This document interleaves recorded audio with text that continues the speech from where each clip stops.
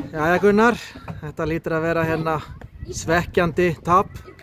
Hver er þín svona upplifun eftir leik? Bara höndfúll. Þetta er leikur sem við máttum ekki fá, eða máttum bara ekki tapa þessu leik.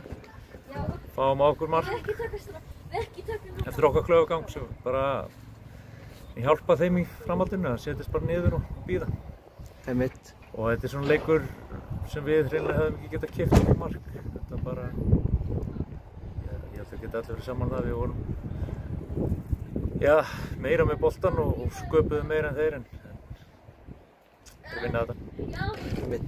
Þú virkaði svona kannski menn eins og hérna Rafael Máni pínu þreyttur og hann er nýkominn úr landsliðsverkefni og bara skynjaði smá svona þreytu í liðinu svona við að loka sendingu og klára færin. Var það svona, þetta sammála með þar?